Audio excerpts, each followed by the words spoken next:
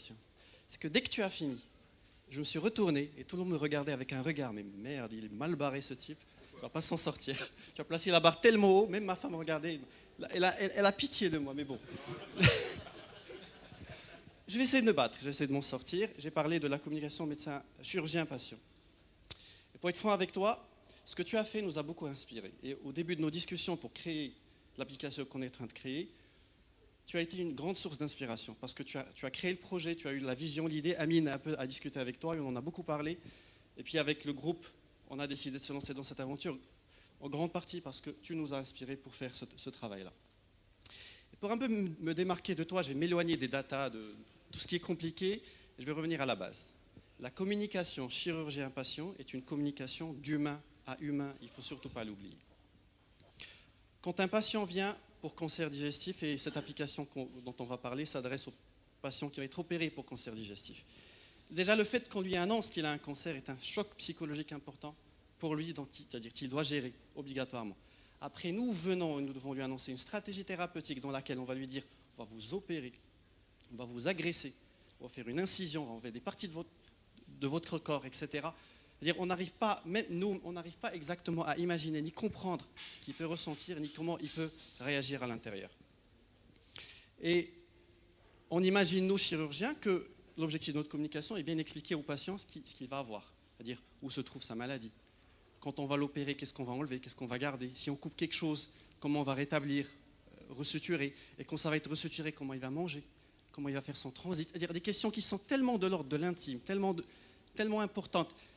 Et on est tellement détaché par rapport à ça, mais c'est extrêmement important.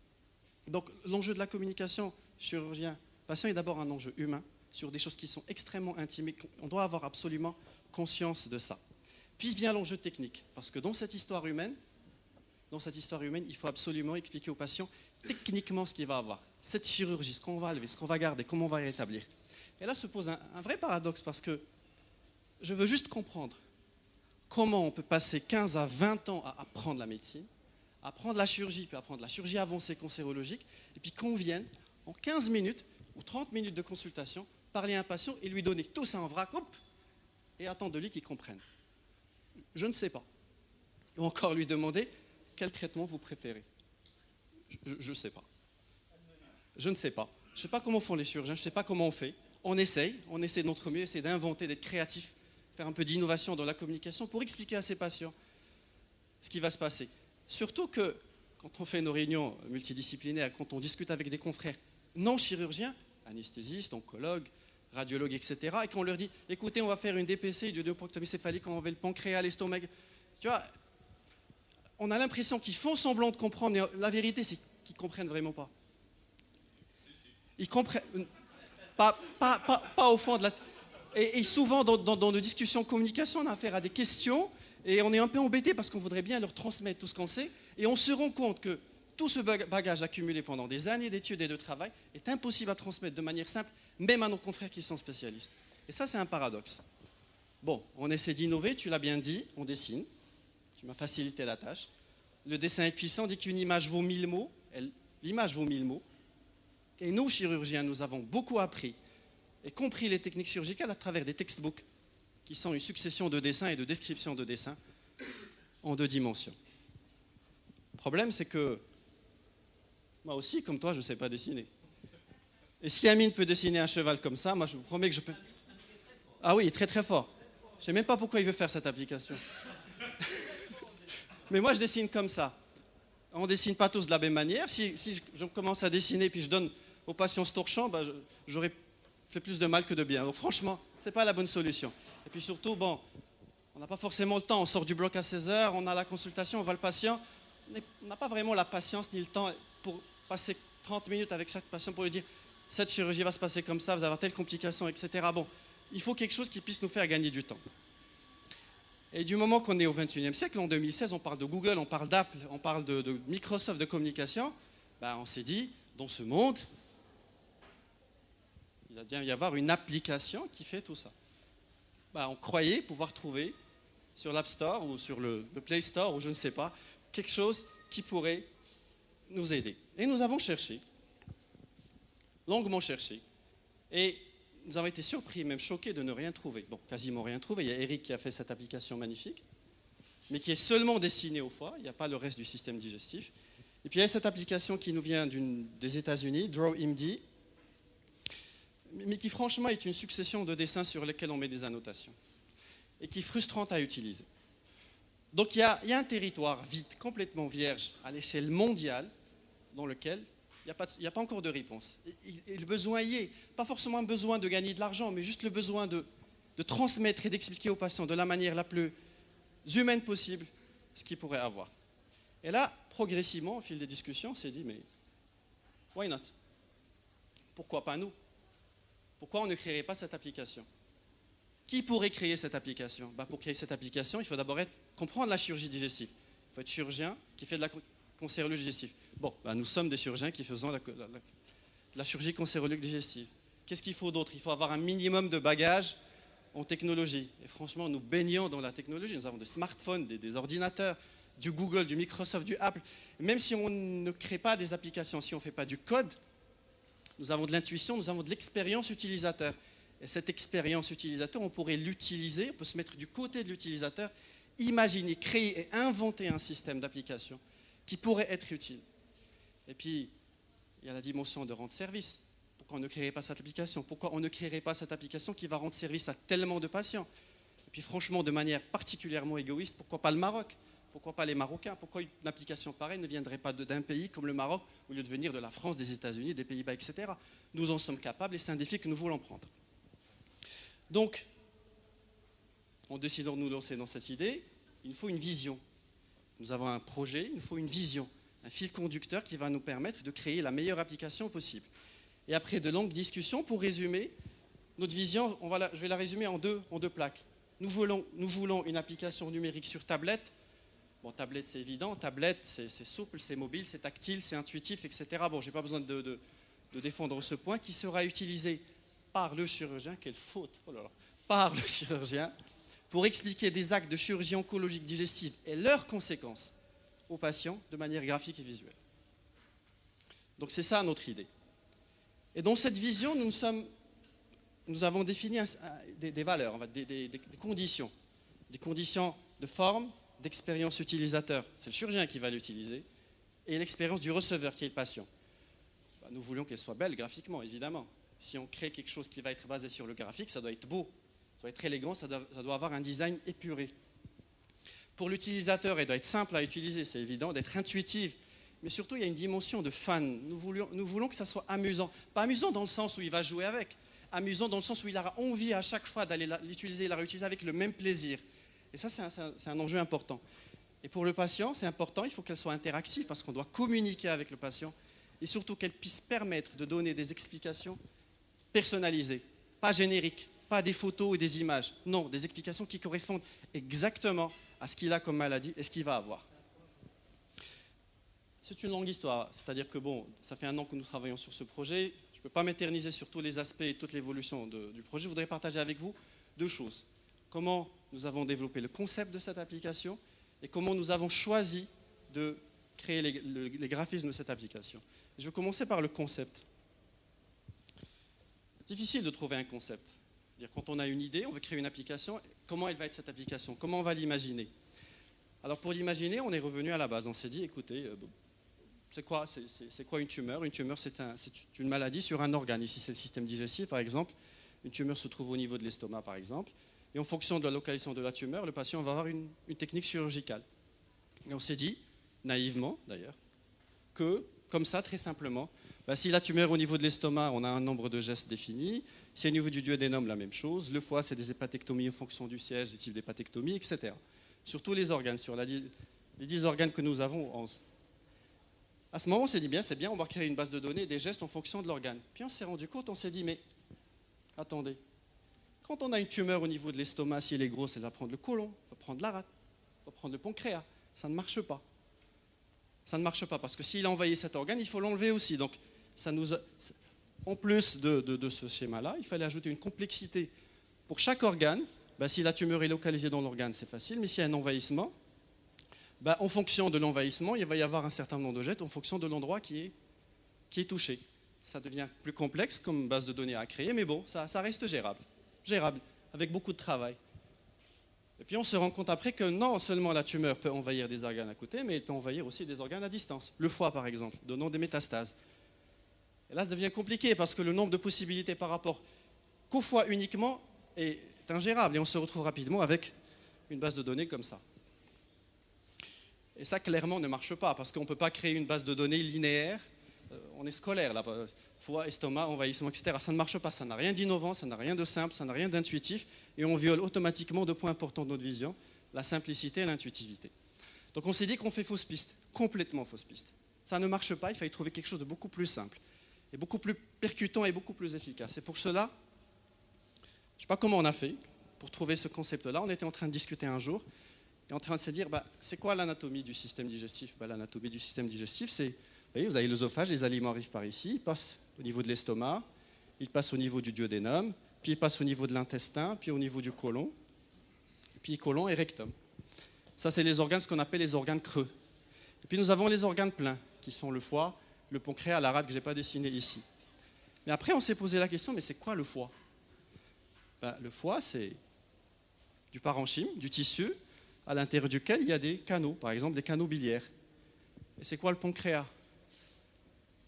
Le pancréas, c'est la même chose. C'est du parenchyme, à l'intérieur duquel il y a un canal, le canal pancréatique.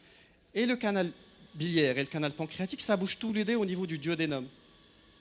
Parce qu'en fait, quand on voit l'anatomie ici, tout le système digestif est un système de tubes.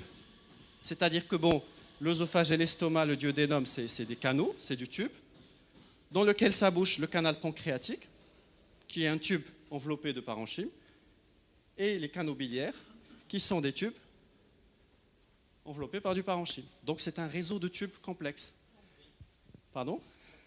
De la plomberie. Mais au fait, c'est quoi une maladie? Une maladie, c'est une tumeur qui se localise au niveau du tube. Et qu'est-ce qu'on fait, nous, les chirurgiens? On enlève la tumeur, donc on coupe. Quand on coupe, on enlève la partie qui est malade. Et quand on enlève la partie qui est malade dans le tube, qu'est-ce qu'on fait après? On doit connecter, refaire communiquer le système pour que le patient puisse s'alimenter, etc. Donc on fait des anastomoses, on fait des connexions dans le tube, ou bien quand on ne peut pas faire de connexion, on ferme le tube pour que le liquide ne soit pas dans le péritoine, dans l'abdomen. Donc en gros, c'est quoi la chirurgie digestive? C'est des actions sur un système, c'est un réseau de tubes, 3 actions, couper, connecter et fermer. Ça se voit que tu es anesthésiste, franchement. Voilà. Je préfère te dire, on a fait une DPC complexe. Voilà. Mais au fait, c'est aussi bête que ça. C'est aussi simple que ça. Nous avons des organes qui sont un réseau de tubes sur lesquels on a 3 actions. Et on peut expliquer toute la chirurgie digestive cancérologique avec un tube et 3 actions.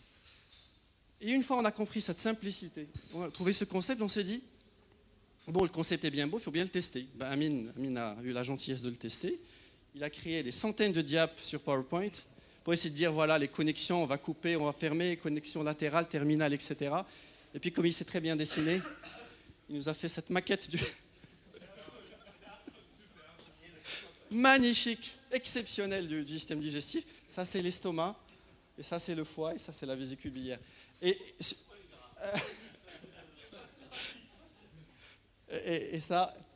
sur ces diapositives, c'est du génie. Il a essayé de simuler ce concept sur toutes les interventions digestives. Par exemple, sur ce tube, on a l'estomac, on a la tumeur ici. On va couper ici et ici. La tumeur disparaît. Puis ce que nous allons faire, c'est connecter l'intestin grêle sur l'estomac pour favoriser l'alimentation. Donc on prend l'intestin grêle et on le mobilise pour le connecter ici.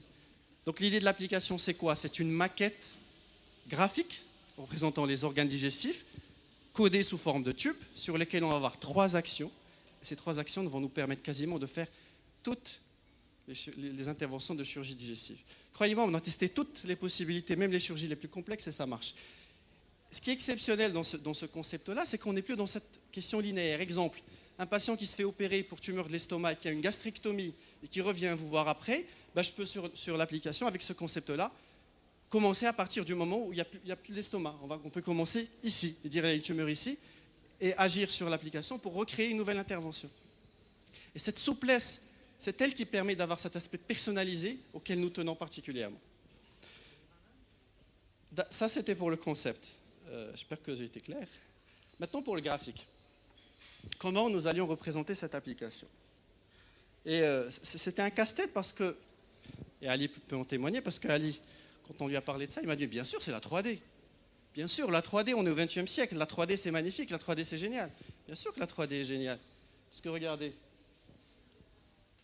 la 3D nous permet de voir, de tourner. C'est beau, c'est magnifique. On peut zoomer, dézoomer, tourner, voir ce qui est en avant, ce qui est en arrière. C'est parfait. Mais en même temps, la 3D, c'est aussi ça.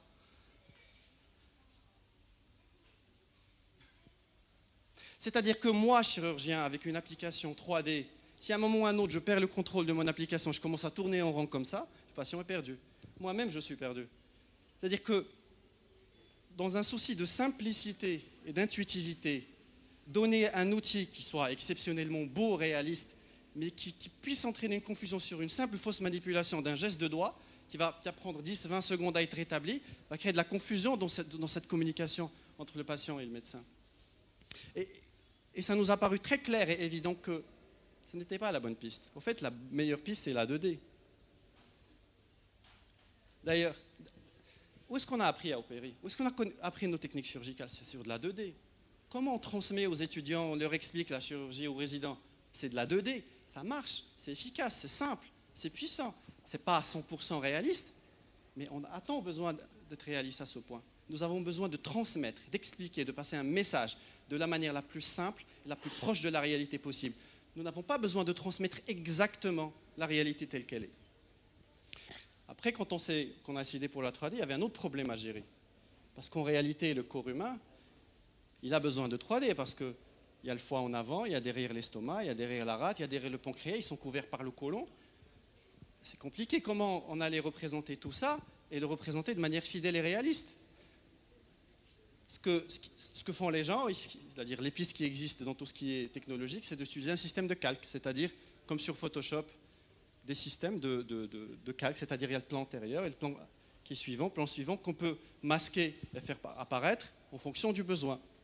Mais là encore, je suis devant un patient, j'ai un canevas anatomique sur lequel il y a des superpositions d'organes sous forme de calque.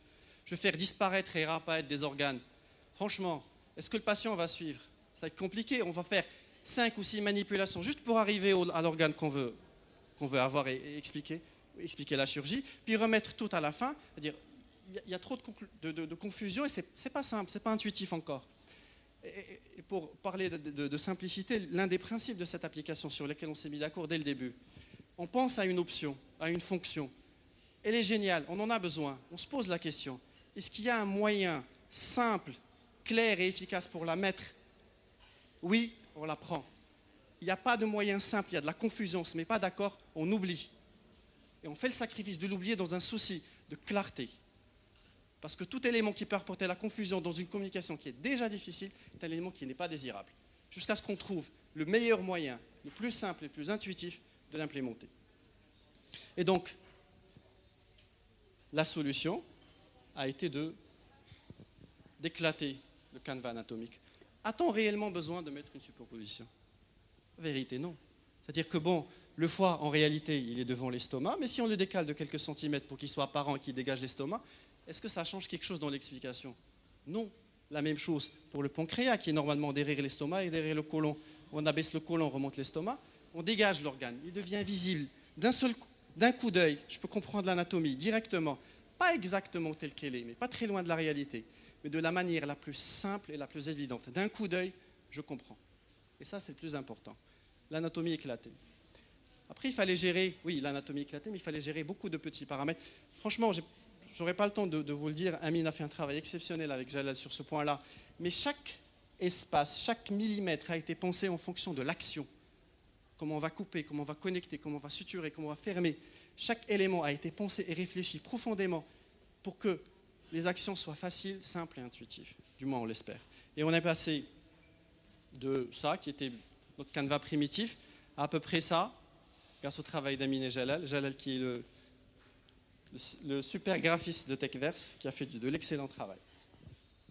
Donc voilà pour le graphisme. Pour finir, je voudrais juste vous parler de l'équipe. À l'équipe, il y a 5 personnes. Il y a Amine, il y a moi, il y a Amine Swadra, il y a Ali Ben Souda qui croit en nous. Merci beaucoup. Il a mis de l'argent aussi. Dans un projet auquel il n'y croit pas, il ne rapportera rien. Il est comme toi, Eric, c'est incroyable. Il croit en l'humanité.